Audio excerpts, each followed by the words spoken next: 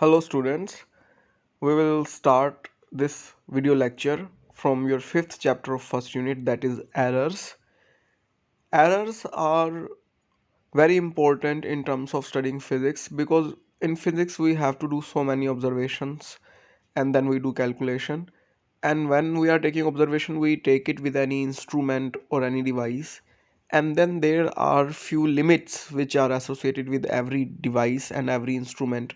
कोई भी इंस्ट्रूमेंट जिससे हम कोई भी लेंथ मेजर करें, एरिया मेजर करें या कोई और फिजिकल क्वांटिटी मेजर करें, करंट, वोल्टेज एट्सेट्रा, तो हर एक इंस्ट्रूमेंट की कुछ ना कुछ लिमिटेशन है, कुछ हमारी ऑब्जर्वेशन की लिमिटेशन है, जिसकी वजह से कुछ ना कुछ एरर उसके अंदर ज़रूर आता है। तो एरर्स जो है वो फिज़िक्स के अंदर एक बहुत इंपॉर्टेंट प्लेस रखता है। We will start our lecture by discussing classification of errors. So errors are classified into three types. First, systematic errors, second, random errors, and third, gross errors. Let me tell you about these errors one by one. First of all, systematic errors. Systematic errors are the errors which are due to the instrument and poor technique. So we have classified them into five categories. So systematic errors are can be due to instrument, and these are known as instrumental errors. So if the instrument is faulty, then the error must come in your observation, that is known as instrumental error. And zero error is also an example of instrumental error. Zero error is like, if I will give you an example. Suppose you are having a motorbike meter, and whose meter is, the needle of meter is fixed at 10 km per hour even when the bike is at rest. So that meter is faulty, the needle is resting at 10 instead of 0, उसको 0 पे होना चाहिए था. अब अगर आप ऐसी bike को रोड पे चला रहे हो और मीटर आपको 60 की स्पीड दिखा रहा है, तो आपको पता है कि आपकी एक्चुअल स्पीड 50 है, क्योंकि वो मीटर आपका 0 पे, उसकी सुई 10 पे अटकी हुई थी, वो पहली प्लस 10 पे था. तो इस तरह के एरर को हम जीरो एरर कहते हैं और ये इंस्ट्रूमेंटल एरर का पार्ट है. दूसरे नंबर पे है पुअर टेक्निक. अगर हमारी टेक्निक ही पुअर है एक्सपेरिमेंट परफॉर्म करने की, तो भी जो हमारा एरर आएगा वो सिस्टमेटिक एरर के अंदर आएगा. तीसरे नंबर पे है पर्सनल एरर, कि अगर एक्सपेरिमेंट परफॉर्म करने वाले से कोई गलती हो जाए तो उसको हम पर्सनल एरर कहते हैं. चौथा है due to external causes. There are so many external features which keeps on changing, like wind, humidity, temperature, pressure, etc. So because of these there is some error induced in our calculation, so that also came under systematic errors. So we can remove them by having more sophisticated laboratory for performing the experiment, so that noise is minimized and effect of temperature can be neutralized. And on the last type in systematic errors, we are having least count error. So least count error is what which I have discussed you in instrumental errors. That is the minimum reading which can be taken by an instrument is known as least count. It is also an instrumental error. सो इसका मैं अगर आपको example दूँ, तो जैसे आप scale use करते हो, छोटे वाला 15 सेंटीमीटर वाला या 30 सेंटीमीटर वाला, तो उसके अंदर हर एक सेंटीमीटर को हमने 10 पार्ट्स में डिवाइड किया, जो 1 mm कहते हैं हम. तो उससे जो हम सबसे छोटी रीडिंग ले सकते हैं, गैप दो रीडिंग्स के बीच में मिनिमम, वो 1 mm का हो सकता है. यानी कि आप जैसे 5 mm के बाद आप 6 mm मेजर कर सकते हो, लेकिन आप 5.5 mm मेजर नहीं कर सकते, क्योंकि उस स्केल का जो लीस्ट काउंट है वो आपका 1 mm है. ठीक है. तो ऐसे दूसरे नंबर पे हमारे पास है रैंडम एरर्स. रैंडम एरर्स जो हैं ये हैं due to non uniformity of universe conditions. Cosmic radiation है, अर्थ का मोशन है, वाइब्रेशन है, नॉइज़ है. तो इससे क्या होता है कि जब भी आप कभी आप देखो कि आप किसी भी एक एक्सपेरिमेंट में सेम रीडिंग आपको एग्जैक्ट बार बार नहीं मिलेगी, कुछ ना कुछ उसके अंदर फ्रैक्शन पॉइंट्स के अंदर चेंज मिल जाएगा. फॉर एग्जांपल अगर आप डिजिटल वोल्ट मीटर से भी किसी बैटरी की वोल्टेज मेजर करते हैं, तो जैसे फॉर एग्जांपल 1.5, 1, 2, तो जो लास्ट वाले 1, 2, 3, 4 वो ऊपर नीचे फ्लक्चुएट होती रहती है. तो that is the randomness of the system. तो इनको रिमूव करने के लिए हम क्या कर सकते हैं, इनको रिमूव करने के लिए हम लार्ज नंबर ऑफ रीडिंग्स लेकर और फिर उनका मीन लेते हैं. आप देखा होगा, आपने अब तक 9th-10th की भी कैलकुलेशन फिजिक्स के एक्सपेरिमेंट्स की जो आपने किया है, तो उसमें लिखा होता है take minimum 3 readings and then we take their mean. तो उसे वो हम रैंडम एरर्स को ही मिनिमाइज करने के लिए लेते हैं. तीसरे नंबर पे है हमारे पास ग्रोस एरर.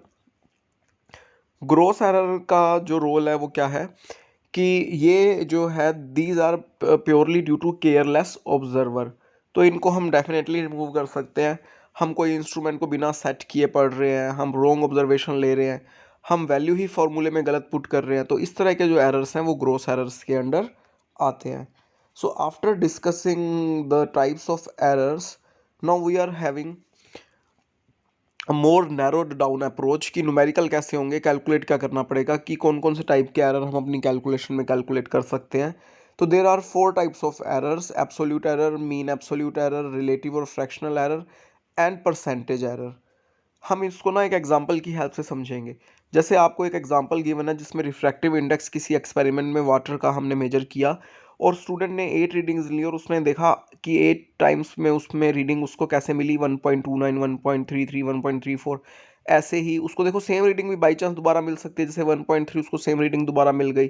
तो ये पांचों एरर हमें इसके लिए कैलकुलेट करने हैं। मीन वैल्यू, एब्सोल्यूट मतलब 4 एरर और एक mean value, absolute errors, mean absolute error, relative और फ्रैक्शनल एरर और परसेंटेज एरर, ये हमें कैलकुलेट करने हैं इसमें।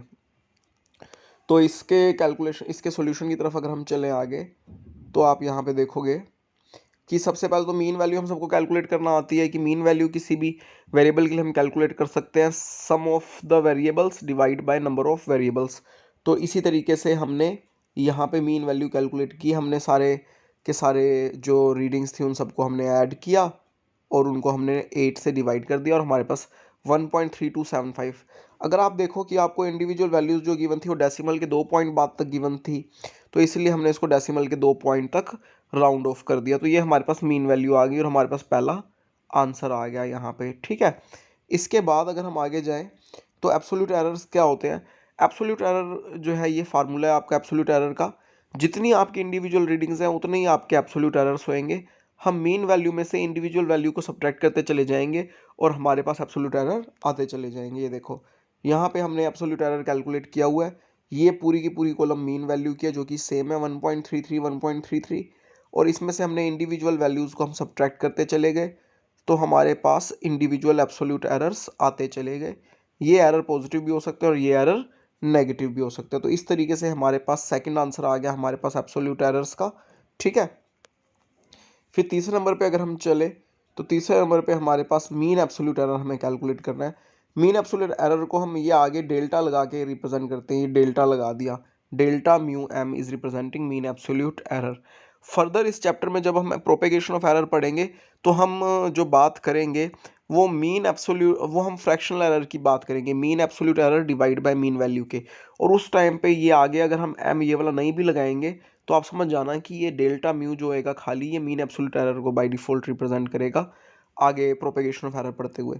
तो मीन एब्सोल्यूट एरर कैलकुलेट करने का हमारे पास क्या फार्मूला है, जो इंडिविजुअल एब्सोल्यूट एरर्स हैं उनके मोड का, ये जो पैरेलल साइन है ब्रैकेट का, ये मोड को रिप्रेजेंट कर रहा है। मोड का मतलब है कि चाहे प्लस हो चाहे माइनस, आपने प्लस वैल्यू ही लेनी है। तो जो ये हमने अभी कैलकुलेट की थी वैल्यूज़ अपने एब्सोल्यूट एरर्स की, ये वाली वैल्यूज़ जो हमने कैलकुलेट की थी अलग अलग, इन वाली वैल्यूज़ को अगर हम मैग्नीट्यूड इनका सिर्फ ऐड कर दें, इनके साइन को इग्नोर करते हुए, तो हमने इनका मैग्नीट्यूड जो है वो सारा हमने ऐड कर दिया और उसको हमने 8 से डिवाइड कर दिया। तो हमारे पास 0.0175 या फिर राउंड ऑफ करके दोबारा 2 प्लेसेस तक 0.02 जो है ये हमारे पास मीन एब्सोल्यूट एरर आ गया। इस तरीके से हमारे पास थर्ड आंसर आ गया, ठीक है। उसके बाद हमारे पास है रिलेटिव और फ्रैक्शनल एरर।